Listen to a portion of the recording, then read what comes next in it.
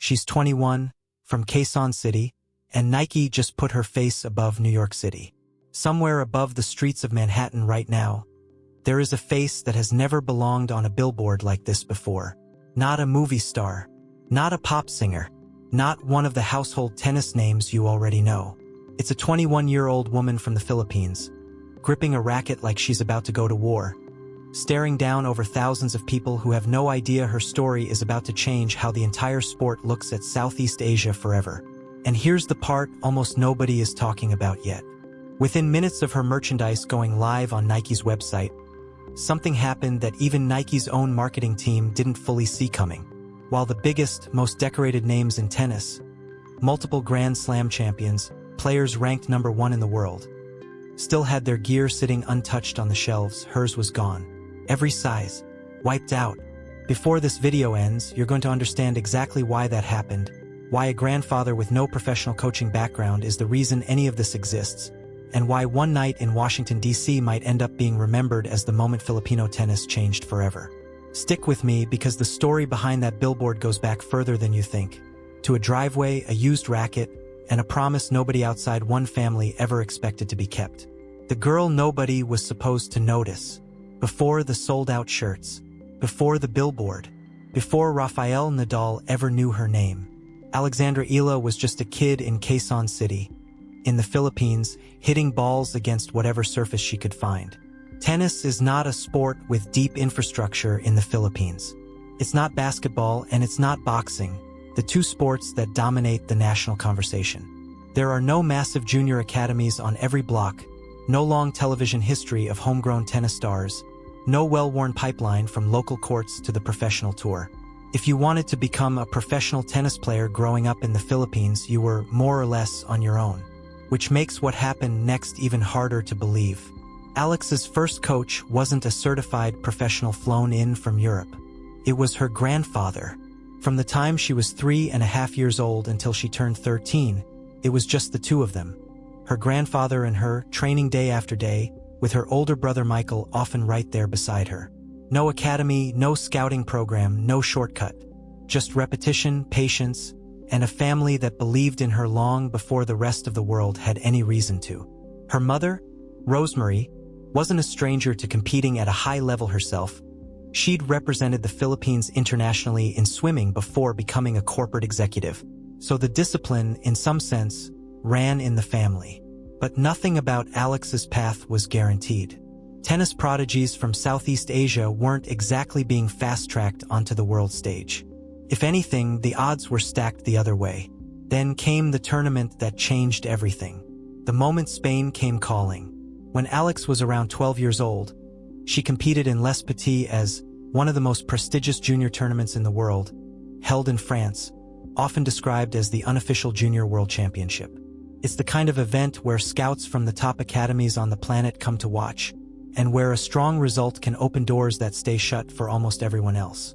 Alex won, and that win put her on the radar of one of the most respected names in the entire sport, the Rafael Nadal Academy in Mallorca, Spain. Think about what that actually meant for a family in the Philippines. A scholarship offered to train at a tennis academy built and run by one of the greatest players to ever hold a racket, on the other side of the world, thousands of miles from home. No home-cooked meals waiting for her after a brutal training day. No family down the street. Just her, a new language all around her, and some of the most talented junior players on the planet training right next to her every single day. She was 13 when she made the move to Manacor. For the next several years, the academy became her home. She trained there for the better part of a decade, becoming a full scholarship student, grinding through the kind of repetitive, unglamorous work that never makes it into highlight reels. Footwork drills, fitness sessions, hours on clay courts under the Spanish sun, all while trying to hold onto a piece of home from thousands of miles away. Rafael Nadal himself took notice. He watched her train. He watched the way she competed. And when she officially graduated from the academy in 2023 after being a full scholar for 5 years, Nadal was there in person, telling the room how proud he was, not just of her results, but of the work ethic that got her there. That's not a manufactured storyline for a Nike campaign. That's 6 years of a teenager choosing to be uncomfortable on purpose because she believed it would take her somewhere worth going. But belief only gets you so far. At some point, you have to prove it on the court against the best players alive. And in the spring of 2025, Alex Eala got her chance. In Miami, of all places. And what she did there sent a message the entire tennis world couldn't ignore. Miami, the upset that made people pay attention. Heading into the 2025 Miami Open, Alex Eala was ranked outside the top 100 in the world. She wasn't even supposed to be a headline story. She was there on a wildcard invitation, a young player still building her resume on tour. Then she started winning. She beat American Katie Volanets in the opening round. Then she took down former French Open champion Jelena Ostapenko. Then she faced Madison Keys, at the time, the reigning Australian Open champion and one of the top 5 players in the entire world. And beat her too, getting so emotional afterward that she had to compose herself on court. And then came the quarterfinal, Iga Swiatek, a 5-time Grand Slam champion, one of the most dominant players of her generation, someone who had graduated alongside Alex at that very same Rafael Nadal Academy ceremony back in 2023, standing right next to her in photos from that day. 2 years later, they were on opposite sides of the net in a Miami Open quarterfinal, and Alex Eala won. It's the kind of result that doesn't happen by accident. It's the kind of result that takes years of grinding through drills nobody sees, on a court thousands of miles from home, with a grandfather's early lessons still somewhere in the back of your mind. Miami put her name on the map. But what happened over a year later, in the summer of 2026 in Washington, D.C., is what turned her into something bigger than a rising star. It's what turned her into a champion. Washington, the title that made history. In August 2026, Alex Eala walked into the Mubadala City Open in Washington, D.C. as a talented player still chasing her first WTA Tour-level singles title. She walked out of it as a champion, and as the first player in the history of the Philippines, man or woman, to win a WTA Tour singles title. In the final, she faced Jessica Pegula, a top seed, a former top 5 player in the world, one of the most consistent competitors on tour. Eala dropped the first set 4-6. Most players in that position start to feel the match slipping away. Instead, she flipped it completely, winning the second set 6-4 and then absolutely running away with the third 6-0. That win pushed her to a career-high ranking of world number 20. Rafael Nadal congratulated her publicly, calling it an incredible week. But the bigger story wasn't just the ranking number. It was what that trophy represented for an entire country that had never had a tennis champion at this level before. And it's why, weeks later, when the US Open rolled around and Nike decided who deserved to be the face of their New York campaign, there was really only one answer. Why Nike chose her, and why it broke their own website.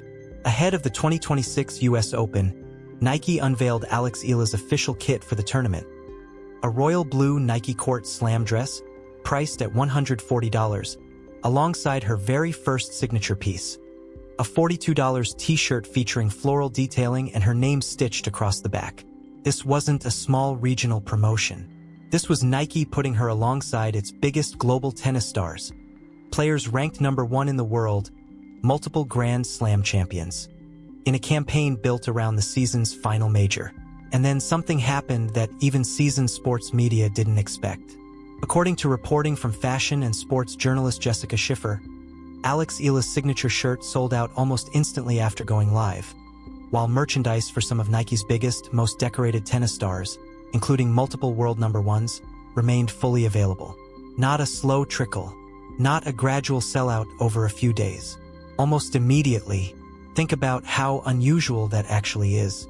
Brands like Nike don't typically see their newest, least established athlete outsell their most famous champions on release day. But that's exactly what happened. It wasn't hype manufactured by a marketing department. It was a fan base spread across the Philippines and Filipino communities all over the world, showing up in real time on a website in a way that made headlines of its own. And this wasn't a one-off moment either. Throughout the summer of 2026, wherever Alex played, Australia, Dubai, Rome, London, Washington, Toronto, Philippine flags showed up in the stands. Chants of "Let's go, Alex!" followed her from tournament to tournament. In Toronto, organizers even added chicken adobo, a classic Filipino dish, to the concessions menu in her honor. That's not the kind of support you can buy with an advertising budget. That's a community showing up because they see themselves in her. New York. A home game 8,600 miles from home. Here's something that makes the US Open particularly special for Alex Eala, and it has nothing to do with tennis strategy. Queens, New York, the borough that hosts the tournament, is home to one of the largest concentrations of Filipino Americans in the entire country.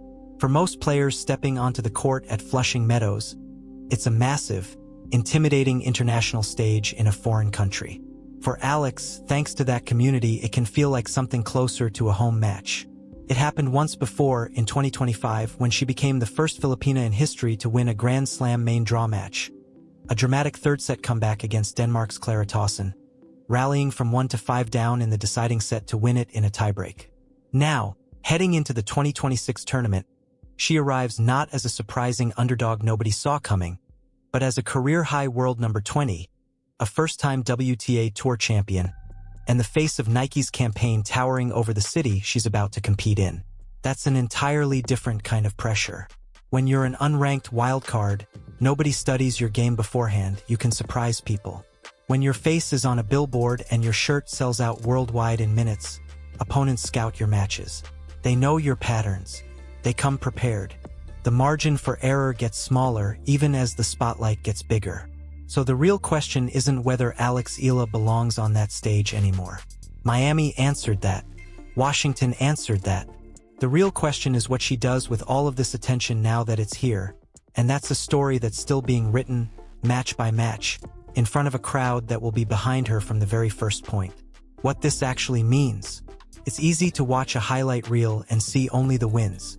But zoom out for a second, and what's happening around Alex Eala right now is bigger than one player's career arc.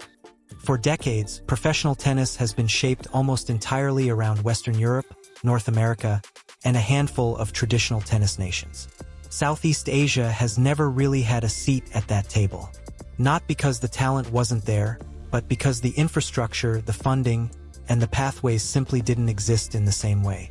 Alex Eala didn't have any of that built for her. She had a grandfather with a racket and a driveway. She had a scholarship earned through results, not connections. She had 6 years of homesickness in Spain that never made it into a highlight reel. And she had a family willing to bet on a sport their country had never fully believed in. Now, when a kid in Manila or Cebu or anywhere else in the Philippines turns on the television during the US Open, they're not watching someone who looks nothing like them compete for a title that feels a world away. They're watching someone who trained on the same kind of courts they grew up on, who spoke the same language at home, who is now ranked among the best 20 players on the planet. Whatever happens in her next match at Flushing Meadows, whether it's an early exit or a run deep into the second week, the impact of this season is already locked in. A billboard went up above one of the most famous streets in the world with a Filipino athlete's face on it. Her merchandise outsold legends before the tournament even began, and an entire diaspora spread across continents found a reason to gather around a screen together. If this story means something to you, if watching someone earn every inch of a moment like this gives you a little bit of that chills down your spine feeling, do me a favor and hit subscribe before you go. This is exactly the kind of underdog against the odds sports story we love telling here, and there are a lot more of them coming. Turn on notifications so you don't miss the next one, because if Alex Eala's run at this US Open goes the way a lot of people think it might, you're going to want to be here for it in real time. Thanks for watching, and we'll see you in the next one.